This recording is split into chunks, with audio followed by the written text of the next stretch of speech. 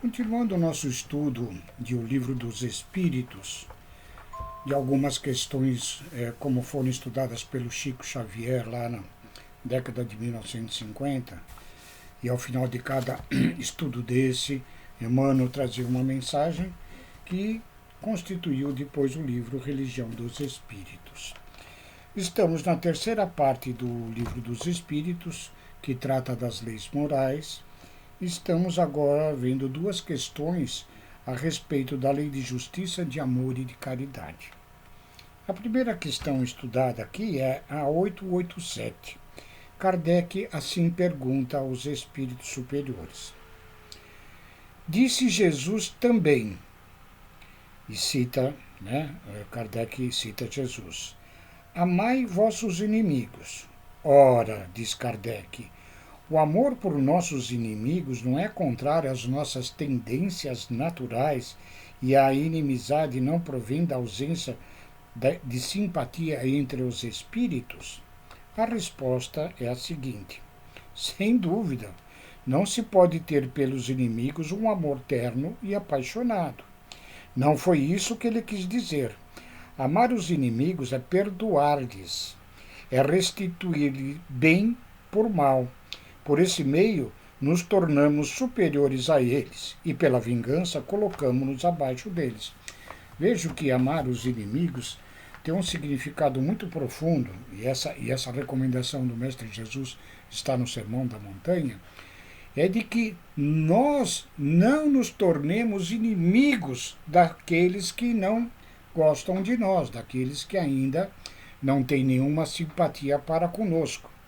E, como reflexão, nenhum inimigo nasce do acaso ou simplesmente porque não gostou do nosso rosto, da nossa face.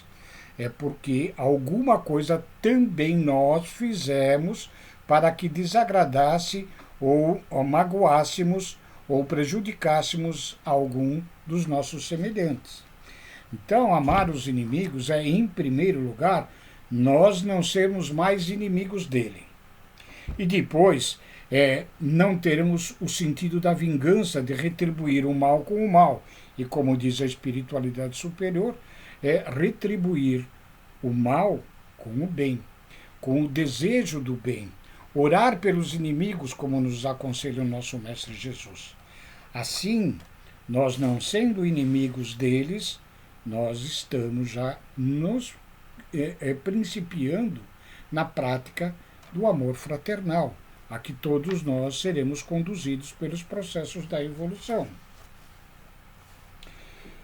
A este respeito, nós temos a lição trazida por Emmanuel, desta questão que foi estudada lá no dia 5 de janeiro de 1959, e Emmanuel intitula essa lição como Se Tiveres Amor. Se tiveres amor, caminharás no mundo como alguém que transformou o próprio coração em chama divina a dissipar as trevas. Encontrarás nos caluniadores almas invigilantes que a peçonha do mal entenebreceu, e relevarás toda ofensa com que te martirizem as horas. Surpreenderás nos maldizentes criaturas desprevenidas que o veneno da crueldade enlouqueceu, e desculparás toda injúria com que te deprimam as esperanças. Observará no onzenário a vítima da ambição desregrada, acariciando a ignomínia da usura em que atormenta a si próprio, e no viciado do irmão que caiu voluntariamente na poça de fel em que arruína a si mesmo. Reconhecerás a ignorância em toda manifestação contrária à justiça e descobrirás miséria por fruto dessa mesma ignorância em toda parte onde o sofrimento plasma o cárcere da delinquência, o deserto do desespero, o inferno da revolta ou o pântano da preguiça. Se tiveres amor, saberás assim cultivar o bem a cada instante para vencer o mal a cada hora. E perceberás então como Cristo fustigado na cruz, que os teus mais acirrados perseguidores são apenas crianças de curto entendimento e de sensibilidade enfermiça, que é preciso compreender e ajudar, perdoar e servir sempre, para que a glória do amor puro, ainda mesmo nos suplícios da morte, nos erga o espírito imperecível à bênção da vida eterna. Veja que Emmanuel traduz aqui toda a inimizade, todos os inimigos que nós, porventura, carregamos ao longo de existência pregressas, são fruto, na maioria das vezes, da própria ignorância ou do estado de evolução ainda mais atrasado em que aquela criatura se encontra. Nós que já adentramos ao conhecimento e à busca da prática dos ensinos de nosso Mestre Jesus na nossa existência, temos por obrigações, pois que há muito quem foi dado, muito será pedido a quem muito for dado. Então nós temos já esta consciência cristã e nós não podemos mais sermos inimigos daqueles que ainda se dizem nossos desafetos, nossos antipáticos, né? Então nós precisamos não nos vingar, saber perdoar e entender que por muitas das vezes por nossa própria causa nós fizemos com que eles não gostassem de nós e nos tornassem o que nós chamamos de inimigos. São desafetos que nós tenhamos na conta do Mestre Jesus que perdoá-los e retribuir todo o mal com o bem. E também nós entendermos que a prática do mal por estes companheiros, na realidade, nada mais é do que a simples ignorância das leis divinas do amor, das leis da justiça, como é o capítulo que nós estamos lendo do livro dos Espíritos, a lei da justiça, de amor e de caridade. Saibamos, assim, praticar estes exemplos que Jesus nos traz. E ainda neste capítulo, na questão seguinte, na 888, Kardec pergunta: que pensar da esmola? Essa pergunta é a espiritualidade maior. E a resposta é assim: o homem reduzido a pedir esmola se degrada moral e fisicamente. Ele se embrutece. Numa sociedade baseada sobre a lei de Deus e a justiça, deve-se prover a vida dos fracos sem humilhação para eles. Ela deve assegurar a existência daqueles que não podem trabalhar sem deixar a sua vida à mercê do acaso e da boa vontade. Além dessa questão, e ainda vai se desenvolver mais aqui com Kardec e dos espíritos superiores, a questão daquele que se vê obrigado a estender a mão à caridade pública, muitas das vezes nos esclarece a doutrina, é por motivos de expiações, de erros cometidos no passado, de espíritos que detiveram o poder, a fortuna, e não a utilizaram ou mal utilizaram estes recursos em existências pregressas. E Deus, que a doutrina nos esclarece, não castiga ninguém, mas nos esclarece muitas vezes com os exemplos próprios de cada existência nossa para sabermos que certas coisas nós não devemos fazer aos semelhantes. Então nós reencarnamos numa outra existência em condições nas quais a gente precisa entender o valor do bom uso da riqueza, da fortuna, do poder. E nós nos colocamos numa situação da qual a espiritualidade nos traz aqui, que a gente se degrada moral e fisicamente, fazendo com que nós aprendamos e entendamos que o mal que nós praticamos não deve ser praticado mais. Ou de outras vezes, não como expiação, mas como provas exatas do nosso processo evolutivo. Nós estamos num processo de crescimento, procurando adquirir virtudes e também procurando eliminar defeitos e vícios. Muitas vezes uma existência nesse sentido de sermos obrigados a estender a mão à caridade pública é no sentido de aprendizado e de testarmos as nossas virtudes que já dissemos na espiritualidade que teríamos adquiridos. Muitas vezes a questão de outras existências termos sido desonestos e nos utilizado indevidamente e nos apropriado indebitamente de recursos de outras pessoas, de bens, e demoramos-nos em diversas existências na prática da desonestidade, e quando adquirimos esta virtude, então nós temos que vir e sermos testados. E aí a gente vem numa condição humilde, com parcos recursos, obrigados a estender a mão à caridade pública, e nos defrontamos, como já sabemos que aconteceu isso, de pessoas simples e humildes, lixeiros, garis, de encontrarem verdadeiras fortunas. E aí está a tentação e o teste para saber se o princípio da honestidade já foi incorporado de fato àquele espírito. Então, muitas das vezes, uma encarnação nesta condição mais simples, mais humilde, é para que nós fôssemos tentados a mostrar exatamente a nossa verdadeira virtude de honestidade ou de paciência, seja qual for. Tá? Mas Kardec, após essa resposta da espiritualidade maior, continua assim, perguntando, mas então nesse sentido reprovais a esmola? A resposta, não é a esmola que é reprovável, frequentemente. Não é a esmola que é reprovável, frequentemente é a maneira pela qual ela é feita. O homem de bem que compreende a caridade segundo Jesus, que se traduz como benevolência para tudo e para todos, se antecipa ao infeliz sem esperar que ele estenda a mão. Muitas vezes nós, no ato de darmos uma esmola, de ajudarmos com uma moeda, com uma roupa, com uma alimentação, como um medicamento, nós o fazemos ostentando a nossa posição nesta existência em melhores condições e humilhamos aquele que necessita desse recurso. Tá? Então, muitas das vezes, quando a caridade material, ainda que seja feita de uma forma humilhante, ela prejudica todo o bem que poderíamos nos trazer. E aí, a este respeito, Kardec faz aqui uma consideração a respeito dessa questão da esmola. A verdadeira caridade é sempre boa e benevolente. Ela está mais no gesto do que no fato.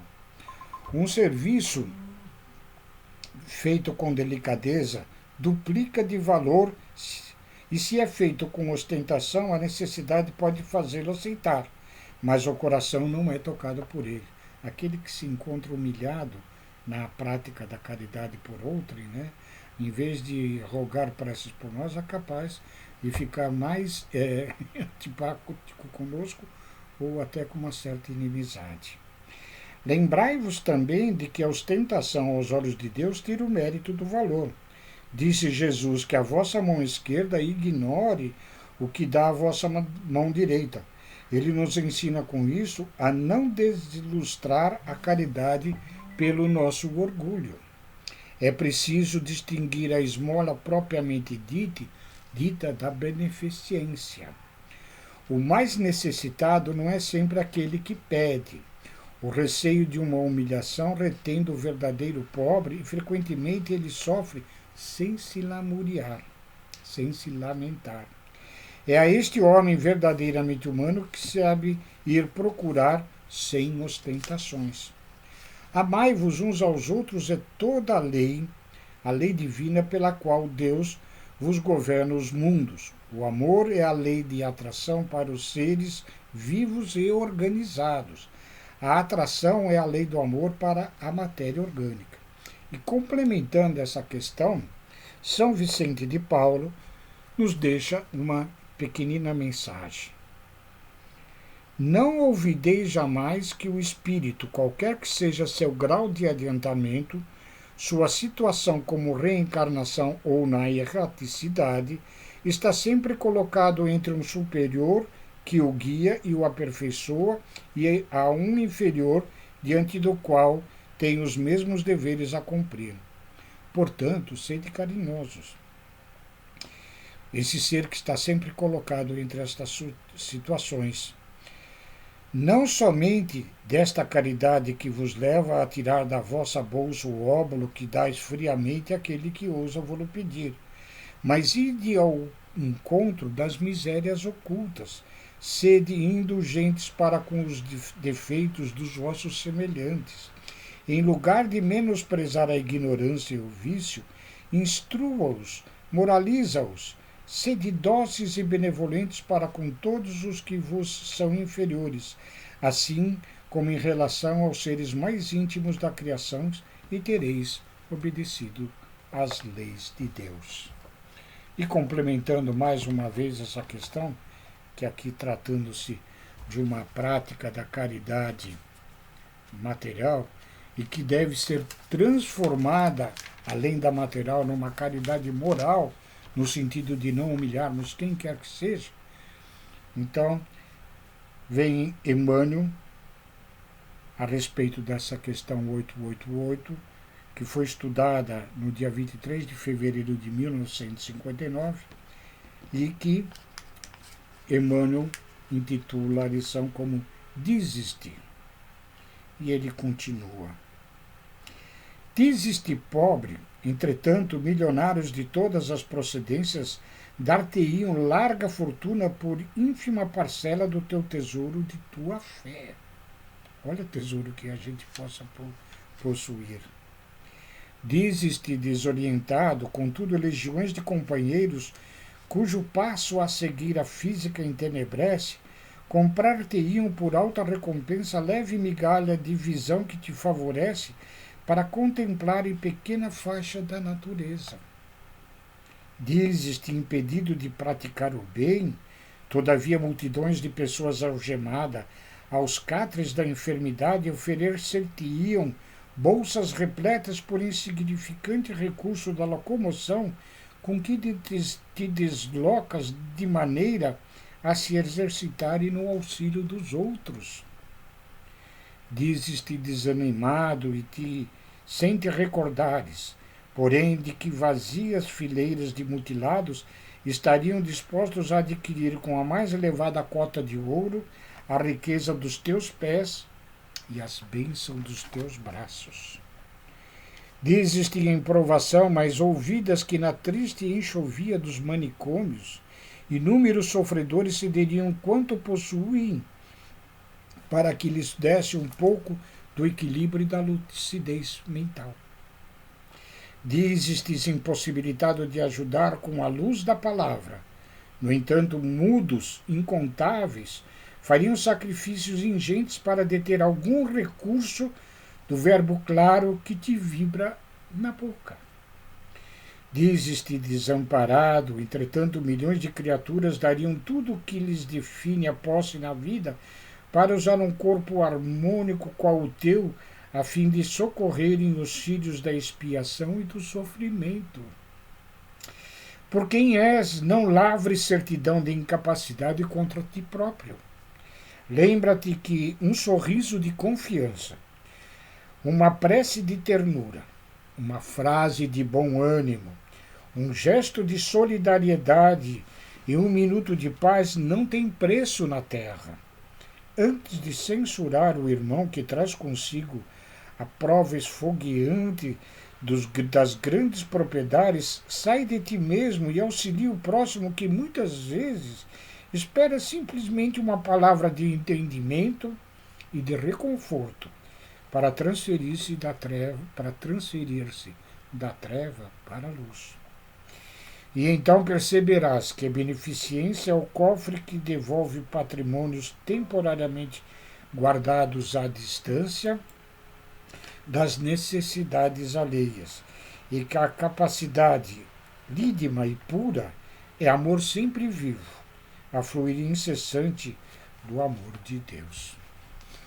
Saibamos agradecer, sermos gratos as benesses que nós temos em cada existência, seja nas condições que estiverem, pois muitos dos nossos irmãos quase que não usufruem de todos estes benefícios que temos.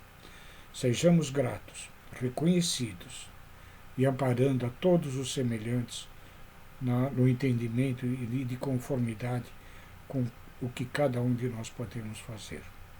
Amar, amar sempre. Muito obrigado. Fiquem com Deus.